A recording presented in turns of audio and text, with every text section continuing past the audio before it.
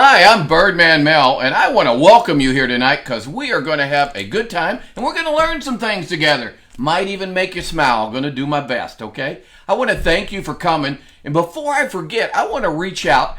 I got word that I hope you're on tonight. There was a lady from New York, heard something she liked last week, called us. We found her in an independent bird store that was like an hour away. She went to see them, and I want to tell you thank you, ma'am, because you made my day, because that's one of our main reasons is helping independent family-owned businesses help you guys, because they know what I know. They can help you with advice as well as all these things we show tonight. You can get there. So whoever that was that went to that store, give me your address on it, do it privately. That's cool. And I'm going to send you a special gift. And if any other of you go into an independent store, be it an independent wild bird shop or a hardware store that's family owned or a nursery that's because of Birdman Mel's show, would you let me know? I'm going to send you a little bit of extra thank you there, okay?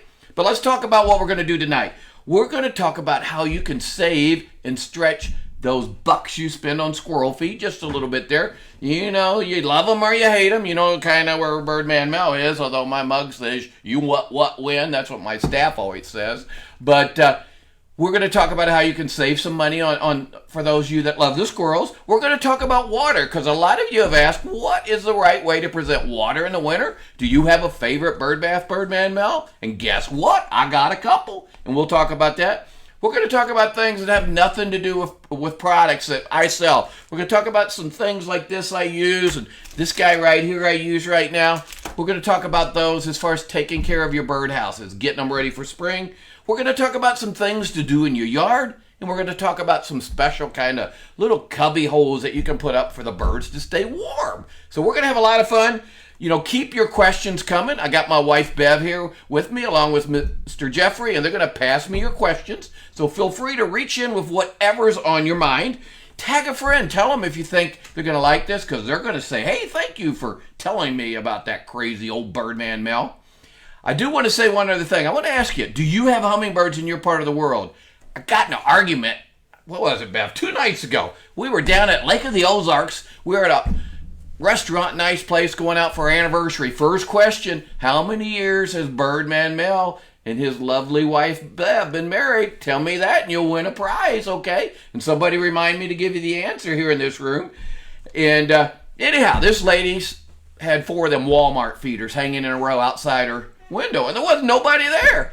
And I said, where's your hummingbirds? She said, oh, they've all gone south for the winter. Well, folks, I got to tell you, we had supper tonight on our deck with the hummingbirds, and I counted dozens of them. So they are still here in central Missouri. Keep your feeders up. I got to say, I went back home and I especially cleaned everything again and put in fresh nectar just to prove that rascal wrong, because I knew they were around. So you do that same thing, and you can still, the way the weather's looking, I think we're going to enjoy those hummingbirds, because those little bitty guys, they got to double their weight to get out of here. So I think I got some guys going to be with me at least 2 more weeks the way the weather looks. So keep those feeders up.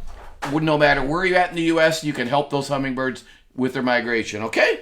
So let's move on to another thing I wanted to make sure we cover is I want to always cover your questions. And one question I noticed I missed last week, and I hope this person is on. I apologize. Somebody asked about how do you deal with deer? Well, there are deer repellents that you can use and some flashing lights. I've used some of those with mixed success. One thing I would tell you, whether it's a shake away urine product or a spray repel, if you're using deer repellents, rotate them. It seems like they get used to them. But my best 2 things that I've found is, number 1, maybe for a while, put it in a feeder. This is one that the folks at Woodlink make. It's got a cage in here, and the deer's tongue can't get in to get the feed. Now, they'll try to bang on it, and that's one thing I like about this one. It's got a little bit of a deck, so when they try to shake it, it really doesn't leak much seed. So this is one of my favorite deer-proof feeders. It's an AV2M from the folks at Woodlink. Miss Bev, I'll give you that. Thank you for your help so much. And we've got smaller ones that aren't quite so big and nearly so expensive. I like that one because I can fill that rascal up. Don't have to worry about it, for several weeks. Other thing you can do is get it out of their way. And forgive me here, we make these things here called a high reach hanger, and what they amount to is you would put a feeder here on this hook, and then you reach up and you go way up high with it, and you got to go high because a lot of times them deer get on their back legs and they'll go like this. I've seen them do it, batting the feeders or trying to reach it. So put this way up high on a limb, hang your feeder from there, deer can't get to it. Works pretty darn good. So those are called high reach hangers. All your independent retailers get them. We got a couple different sizes, but that rascal works good. Put it on a broom, or I put it on my favorite weeder here. I kind of like that weeder. You go down, you grab them dandelions, pull them up. Works pretty good. I don't sell them, but I like it. Okie doke. So 2 things you can do. One I forgot to grab is deer don't seem to like Mexican. So there's some hot, the folks at Kohl's make a product called Hot Meats. It's got hot cayenne pepper wrapped around sunflower kernels. That's my number 1 favorite food. And then there's also a mix you can mix in. And the folks at FM Brown make a little packet that you can mix in. So for a while, if you put the hot goods out there to Mexicans, the deer say, "Woo, that don't taste so good." They go off, and maybe then you can forget about them for a while till they come back and then bring out the Mexican again. Okay? So that's the way that you can handle that question there. I'm sorry I didn't answer it sooner, young lady.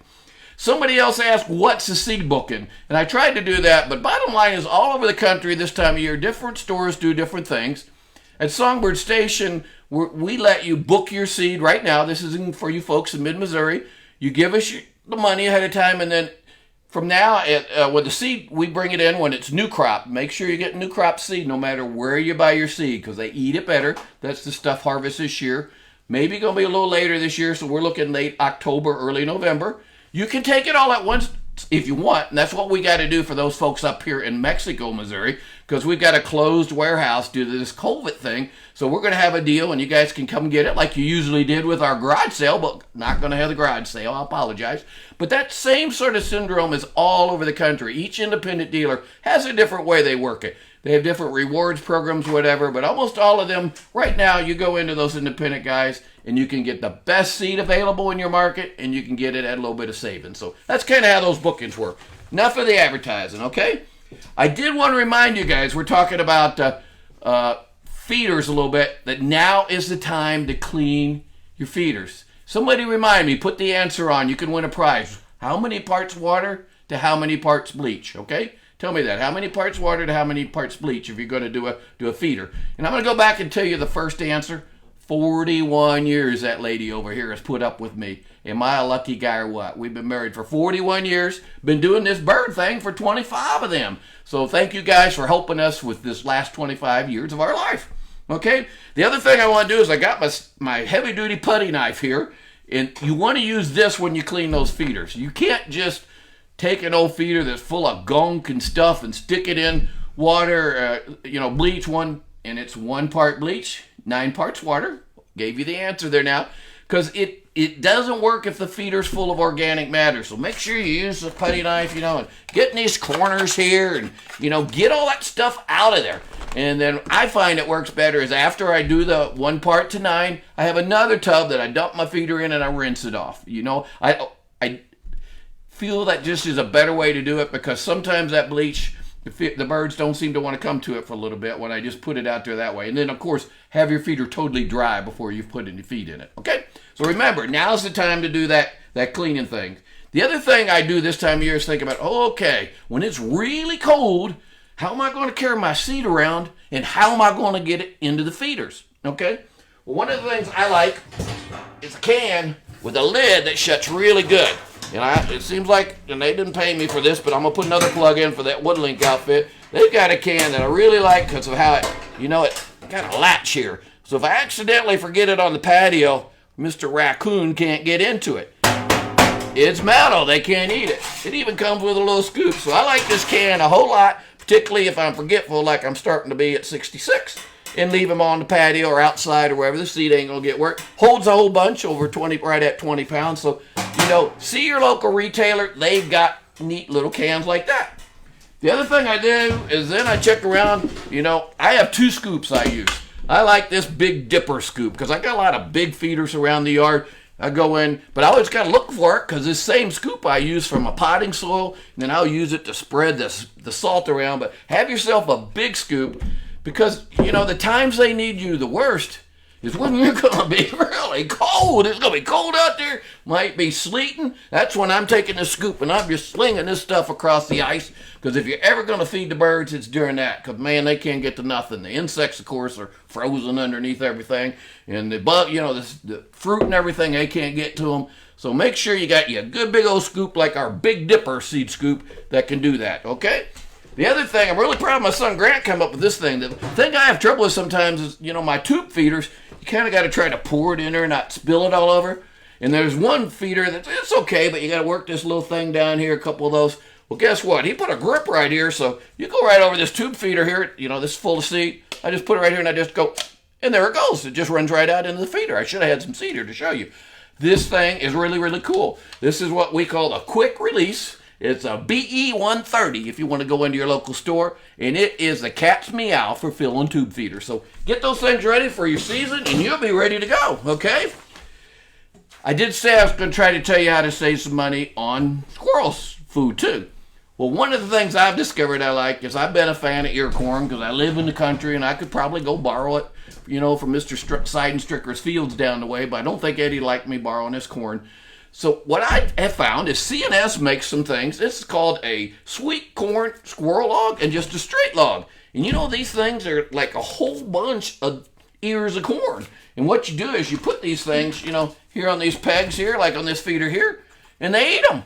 And the best part is there ain't them corn cobs everywhere. And I don't have to fill them near as much, and it costs a lot less per day. So I really like these two things. I got to put a plug in for C&S and the sweet corn people. I think these are made up in Nebraska. So besides being good football players up there at Cornhuskers, they make these corn logs. So they're a really, really good product that I like. Birdman Mail approved, okay? The other thing you can put them on, I'm really proud of our crew here in Mexico, Missouri. Everybody likes making things together with the kids. This is a kit for that little picnic table, and you can put one right here and have a picnic for your squirrels. Very nice, huh? Now, they got to bring their own silverware and napkins, but it's just a neat place for a squirrel family to sit down for a good lunch, okay? And if you don't like them, they're sitting still, and, you might throw a rock at them or whatever you do to them, okay? A lot of fun there for the squirrels. Wanted to mention, I talked last week about these whole nuts, these peanut guys here in the nuts. I really like these guys. I got to show them to you one more time. I think they're the most underfed. The blue jays love these things, the titmice. A lot of different birds come get them. I told you how I feed them on the shelf each day. Well, the other thing you can do is put them in feeders like this, okay? So the squirrel goes in. I should have had my little fuzzy squirrel. He goes in here, pretend this is a squirrel. Squirrel, squirrel, squirrel. Hey, everybody, I'm in here eating. This is good, this is good. And you can watch him while he's in there eating. It is a hoot, let me tell you. We call this a munch and view squirrel box. We've also made these guys out of these big old jars. We actually sold the darn tray it goes on today. We ran out of them. Matt McGuire and them guys are making these things just brum, brum, brum, but you guys like them. But just imagine, you're sitting there in the house and you're looking out, here's a squirrel here in a jar, eating them peanuts in there. Now, if you're quick, you can get the lid on him, 360 degrees for 30 minutes. I've heard that in Arkansas, that's how they cook a quick lunch, so I shouldn't say that. But anyhow, I'm a little kooky sometimes, but a neat feeder to watch the squirrels in, okay? So a couple tips there. A lot of us sell a little squirrel mix we call our squirrel referral. Stuff squirrels really like. And the reason I bring it up is it's on sale now on most stores, same as the rest of the stuff, okay? Boy, that was nutty to talk about squirrels, but, love them or hate them, they're around all the time. Another chance to win. How high does a squirrel jump? How high does your feeder have to be off the ground in case you don't want him to eat from it, okay? And another thought, if he's coming in from the side, how far out away from a tree or a house or something do you have to put it? How far can he jump sideways? Give you that answer in just a little bit. We'll go on to something else, okay? Ask us questions. One of the things you ask is, why do birds even need water in the wintertime is something you said. So give me 3 reasons why birds need water in the wintertime. And I'm going to go to some questions you sent tonight. Where do you get the high reach lift, it says? Well, you can get it in Central Missouri at Songbird Station. You can go to songbird-essentials.com, send us an email, and we can tell you a local retailer next to you that you can get it from, because a big part of them carry them, okay? Good questions. Would the deer-proof feeder work to keep squirrels away? That was that rascal with the cage on it? Absolutely, a very good squirrel-proof feeder, because they just can't get through there. So good comment. And do birds use birdhouses during the winter? How'd you know I'm going to talk about that? We'll get to that in just a little bit. Okay, good questions, everybody. Keep them coming because the people that sent these questions automatically put themselves extra spin of the wheel to win a prize. So their odds go way, way up. Okay, so next thing we're going to talk about is last week a lot of you asked about Birdman Mel. What about this thing with water for the birds? Do you have a favorite bird bath? How do I do it? I mean, it's going to freeze, man. And, why do they really need it? So, I'm going to give you the answers, okay? So, hopefully you put one of these down and you're in the running. Number one, they do it to stay warm. Drink water to stay warm? That don't make sense. What it does is the water is warm, and the bird baths I'm going to show you all have a thermostat. So it only comes on when it's 35 degrees or less, so the water's never freezing. But the biggest thing it does is it lets them have a winter bath, We even call ours a spa, just a special kind of bath where they're pampered. That's ours. But it lets them get them feathers all fluffed out, so it captures that air, and they stay nice and warm and toasty, just like you do in a down coat. So that's the number one reason. Number two is for digestive purposes. They need the water to be able to, digest their food. Now, there's one family of birds I've told you before that doesn't eat anything that's got moisture in it. Doesn't eat any insects, doesn't eat any fruit. It just eats seed. In a second, I'll tell you that. But answer me which group of birds that come to Birdman Mel, and most of you guys get these guys to your feeders. Now, let you be general on this. Which family of birds just absolutely got to have some water because they don't get it in their food, okay? And number three, it saves them calories. God puts water out there, so, yep, they can consume snow and they can drink really, really cold water at the edge of freezing, but, it takes calories to bring that up to their body temperature. So the more that you can present warm water, it's less calories they burn to warm up that water. So those are your three reasons, okay? And I'm going to give you the answer to that one family that really needs a drink. And you will see a big increase in these around your feeders if you have water close by. And that's the finch family. My purple finches, my house finches, the goldfinches, all those guys, if you look, all they do is eat seed. And they need the water to be able to digest their food because they don't get any in their food. So get more finches by feeding water. And in general, folks, 10 times more birds by having water. So a really good way to do it. Okay. It says, how is the smoke affecting migration? I have to tell you, folks, that is an incredibly good question, and I don't know the answer. But I'm going to reach out to some really smart folks, and where am I going to reach? I'm going to reach out to the Cornell Lab of Ornithology and ask those folks, hey, what do you think? And there's a couple other folks. So that's a great question because I do know that, the stars, my guess is there's a built-in guidance system where a bird doesn't have to see it because they go on cloudy nights, whatever, but it certainly can't be helping. And I've been worried about, some bird losses I've seen in some states. So that's a great, great question, and we'll share the answer next week, okay? And then it says, when will the hummers leave? On this question, they'll leave when the body rate is right for them. That, most of them have to put on more weight. I always use the thumb rule. A lot of them have to double their weight before they go, their normal weight, because many of them will migrate across the Gulf of Mexico. But also they'll wait for when the days shorten, and they don't go by daylight savings time. It's just the length of days, the way God does it. When the temperatures get too cold versus the nectar that's available or the flowers, and then it's built in. That's when they leave. You won't keep them here by having your feeder up. Don't worry about that. Another question, when should I put up a purple martin house? I'm in T-A-N-Y-S? Tampa. Okay, couldn't read the writing. I'm in Tampa, Florida. In Florida, your birds come in January. So you'd want to have, I'd have my house up now. I would have it shut up because otherwise you're going to have a castle full of sparrows and starlings.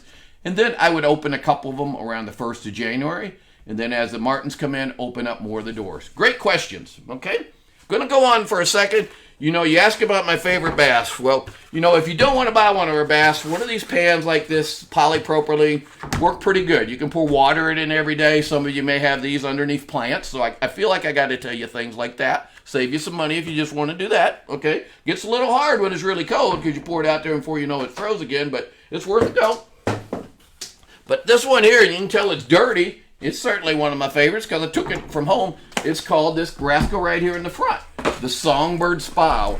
We make this rascal right here. Again, and if you see the picture here on the front, it's actually clamped on. They have a way that You know, it comes with 3 different ways to do it. It has a little attachment where it goes onto the deck there, okay? So you can do it with screwing it on. It also has a clamp if you have a rail where you want to clamp it. Or this one here was using this summer. It's like that.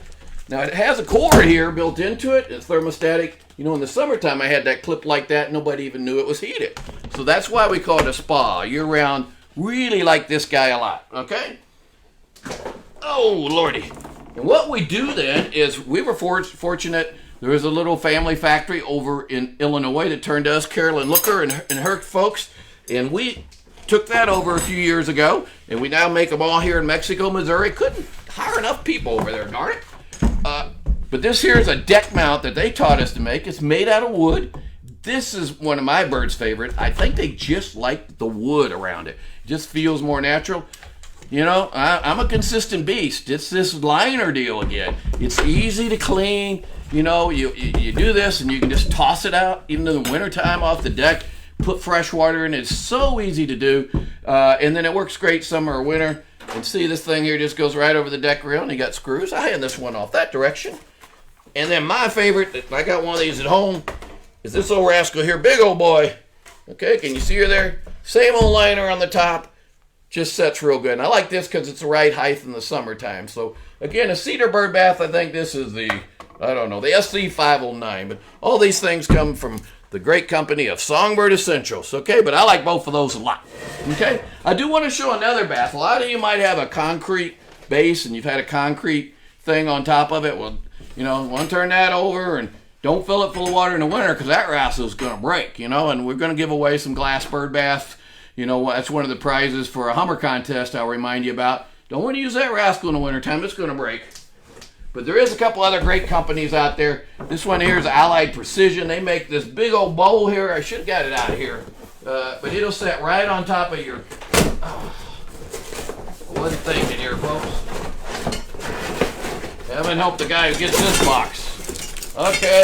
Whoa, I got stuff going everywhere. This will set right on top of that concrete thing. But the other thing it does, it comes with a tilting thing. So, yep, see the pieces here? Should have put it together, shouldn't I? But you just tilt it like that, and you can tilt it off the deck. So, another neat big bath that can go on your deck for the birds. Okay, pretty cool thing. A little bit more money than the spa, but hey, different folks have different budgets, so I thought that's why I'd show you that. Okay, all the baths that we make have these things here that go around them legs so the wind don't blow it over and stuff. So that comes free deal there too. Okay. Fun stuff there on bird baths.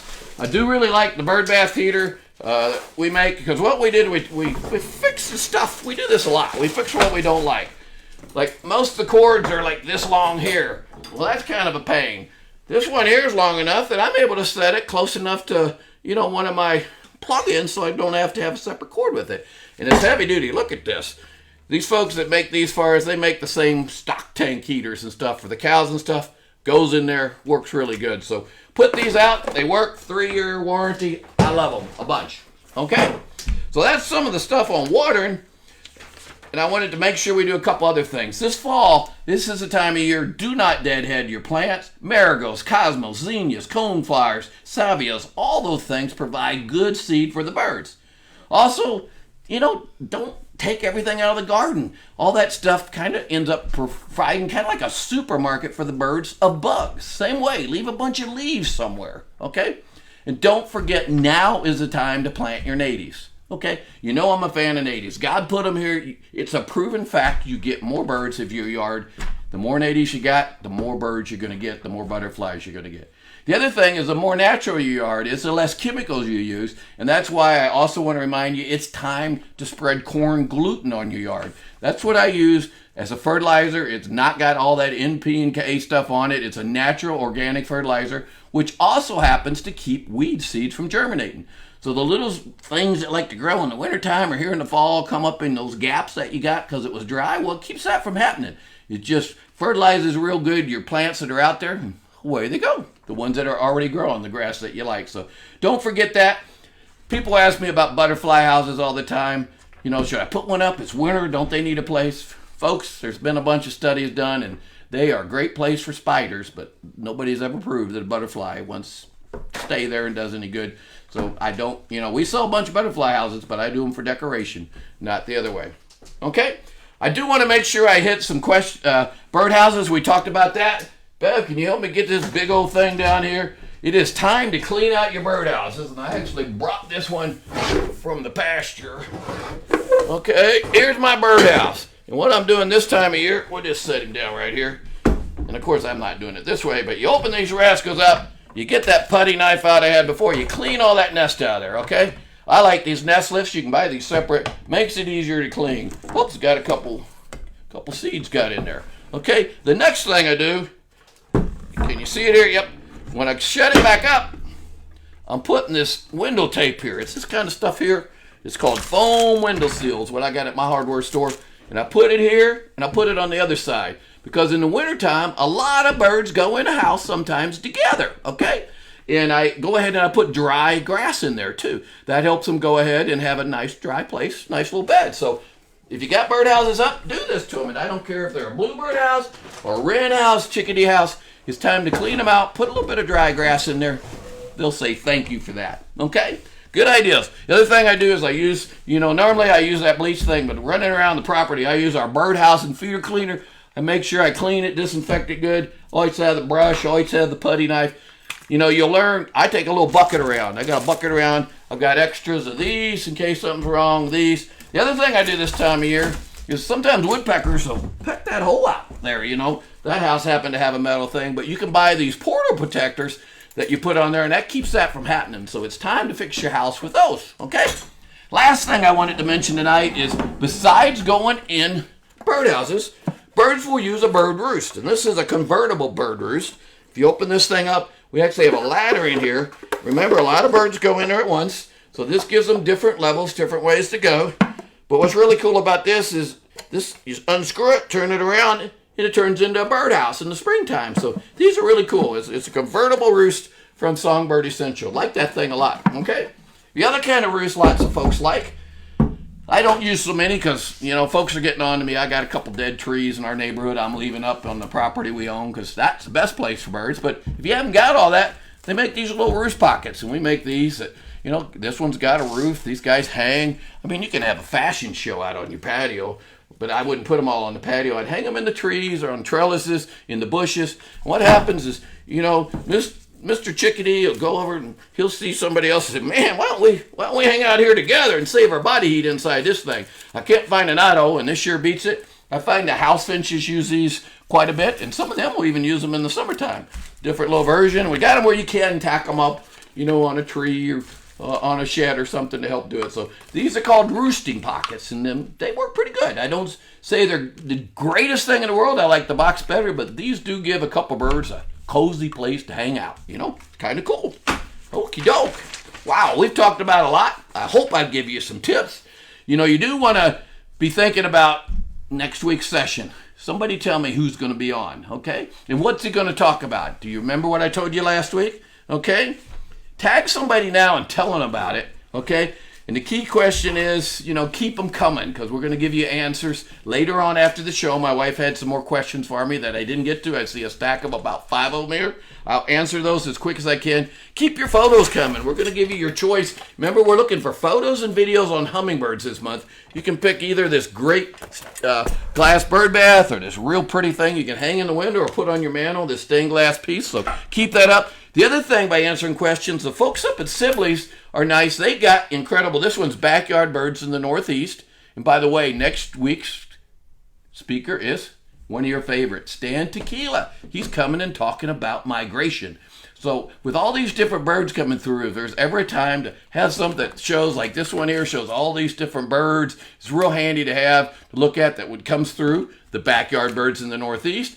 And then Adventure Publications, I told you I love Stan's book. They make them by the state. And we're going to give one of these away to each of you that we pull out as winners. Somebody's going to win a guide for their region, for a couple regions. And we're also going to give away some cards that Lures makes. I love their note cards. Go into those independent bird stores. You'll find a lot of them have these neat little cards. And we're going to give away at least one of the state books to one of y'all that's won a prize tonight. So neat things that you need this time of year because lots of new birds are coming through. And we're going to find out how much that smoke's affecting them one way or the other. Okay?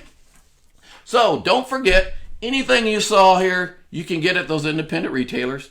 go out, give us a holler, go to see one of those, and I'll send you something special for doing it. And in Central Missouri, please come see us at Songbird Station. And I got to put a plug here. We got our 25th anniversary coming up, and on the 24th, you want to mark it down right now, it's 24th of October, we are real fortunate. We're going to have the Raptor Rehab from the University of Missouri there, and old Birdman Mel is going to be there for the whole day, so you can see me in person then. So, hope you've seen some stuff, heard some things there that you hope help you tonight. I'll keep answering those questions. Keep them coming in. I did want to say a big thank you. I got Jeffrey here. He's running this whole show by himself again tonight. God help her. My wife, Bev, if it wasn't for her, all that stuff would have crashed in on me, and she's sending me the questions. Brenda, Matt, all our crew here at GoCrest help us get all this out, and behind the scenes, Miss Erica's helping us. So thank you guys, everybody. So I hope what we did will help you. Most of all, one of my goals was helping independent retailers. Second one is helping you and your family enjoy the gifts of nature God has around us. Helps it, just make your day a little bit better. So I want to remind you, to sit still, listen, touch, reach out in one spot for 5 minutes. And I'll close like I always do, is that'll help you. I hope remember that nature is a stress reliever from God.